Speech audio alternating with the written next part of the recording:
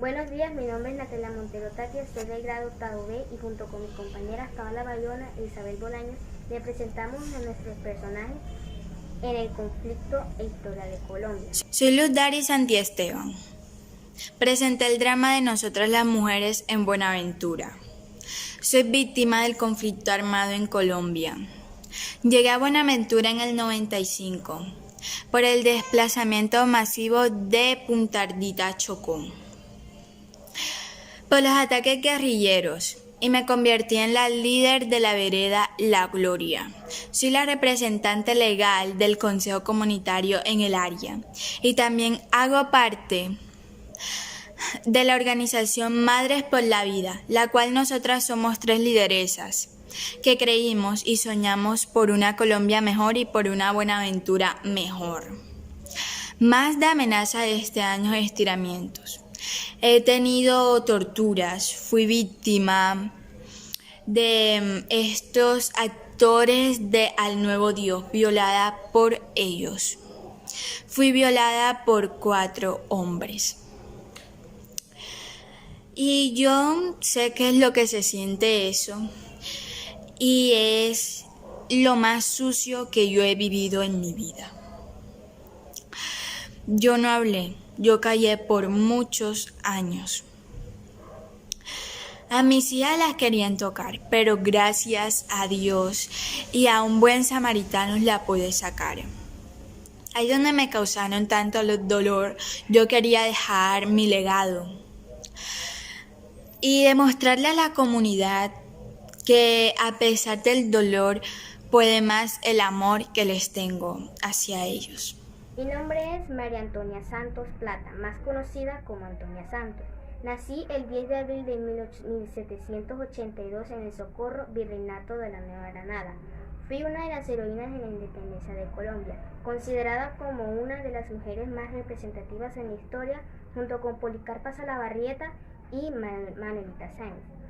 Creé la guerrilla de Coromoro y Cincelada, siendo la primera guerrilla creada en la provincia del Socorro para detener la invasión española. Mi hermano Fernando Santos Plata se convirtió en uno de los jefes de dicha guerrilla. Este grupo logró interceptar a las comunicaciones de las tropas realistas que aprovisionaban y mantenían informadas a las fuerzas rebeldes, teniendo un papel importante en las batallas del Pantano Vargas y de Boyacá. Fui traicionada por uno de mis amigos, lo que me llevó a prisión. El calabozo es nombrado como Antonia Santos Plata en mi honor.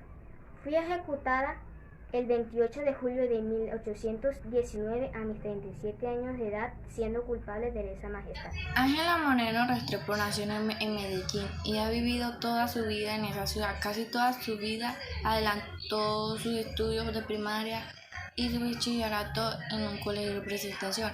La primera parte de su carrera profesional que fue adelantada en el Departamento de Microbiología y Parasitología de la Facultad de Medicamentos de la Universidad de Antioquia. Fue directora y jefa de la sección de microbiología y estos cargos fueron de 2 años. Gracias. Cuando recordamos esos momentos de nuestra vida, lo primero que pasa por mi cabeza es la masacre ocurrida en mi pueblo Segovia.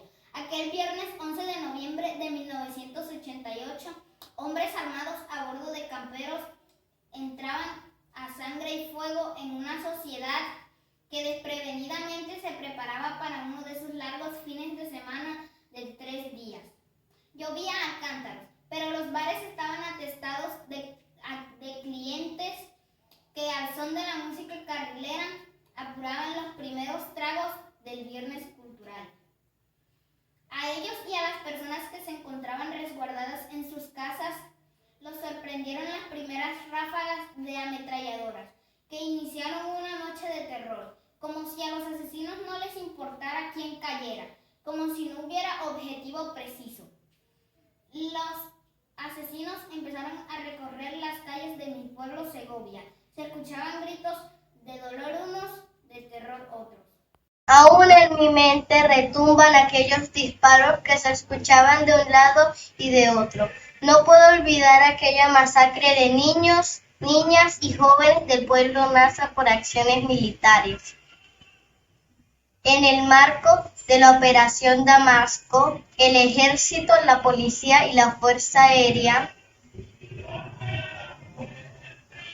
en contra de las FARC en la vereda Gargantilla. Es imposible olvidar cómo la Fuerza Armada bombardeó el lugar. Murieron más de 15 personas. Exigimos como pueblo que esto no se quede impune. ¿Y cómo no olvidar aquel suceso, aquel 9 de abril? Allí fue asesinado Jorge Eliezer Gaitán. Este hecho dio inicio al conflicto armado que lleva más de 50 años con un saldo de más de 260.000 muertos entre civiles, personas de las Fuerzas Armadas y personas pertenecientes a grupos armados tanto izquierda como derecha. Entre los muertos están los llamados NN, cuerpo que no ha podido ser identificado. El Bogotazo no solamente se dio en Bogotá, también se dio en varias regiones gaitanistas que se rebelaron por la muerte de sus líderes, en el caso como el de Barranca Bermeja. Las protestas duraron hasta un mes. A raíz del Bogotazo, inició un periodo denominado la violencia, y de este periodo surgió la dictadura del general Gustavo Rojas Pinilla. A consecuencia de los Bogotazos surgieron movimientos guerrilleros por toda Colombia. Y después crecieron grupos paramilitares por todo el territorio. En la década de los 70, 80 y 90 surgió el auge del narcotráfico. Empezó la lucha de estos grupos por el mercado de la droga. El Bogotazo fue un hecho que marcó la historia nacional. Hay cosas que hasta el día de hoy no son aclaradas. Por ello considero que es digno de estudio. 3. Muerte tras muerte, familias destrozadas, hechos que marcan esta historia. Como dice una frase popular, aquel que no conoce su historia está condenado a repetirla. Hoy hago memoria y en mi mente está presente aquel hecho que ocurrió por los efectos de las minas antipersonales puestas en los alrededores y en los caminos del resguardo, Jaiducama, pueblo en Vega, Ituango, Antioquia.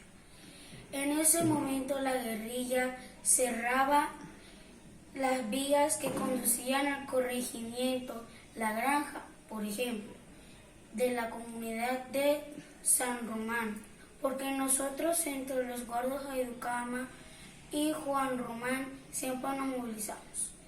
Es una zona selvática, pero nosotros a nivel interno tenemos caminos, vías de acceso. Entonces la guerrilla empezó a cerrar esos caminos, a sembrar minas antipersonal. Como no podíamos salir, empezamos a aguantar hambre. Las minas antipersonales y el confinamiento sufrido por la comunidad nos llevaron a una crisis psicológica, social, económica, moral, cultural, educativa y espiritual. Para nosotros los grupos indígenas hicimos el llamado a los grupos armados legales e ilegales porque nosotros los indígenas queremos morir de viejos y no por minas, balas y otras armas que matan. Gracias. Hoy quiero hacer memoria aquel momento de la violencia bipartidista, aquellos enfrentamientos entre el Partido Liberal y el Partido Conservador que, sin haberse declarado una guerra civil, se caracterizó por ser extremadamente violento, donde se vio asesinatos, agresiones, persecuciones, destrucción de la propiedad privada y terrorismo por el alineamiento político.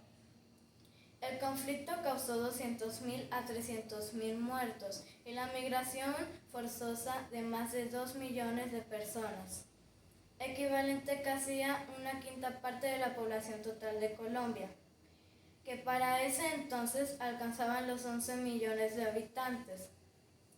Al final del conflicto, por medio de las amnistías Más de 10.000 guerrilleros liberales dejaron las armas. ¿Y por qué no hablar del resurgimiento de los paramilitares? La etapa más violenta de la guerra en Colombia fue durante el apogeo de los movimientos antidisturbios al margen de la ley. Los paramilitares, ellos son el principal grupo responsable del 80%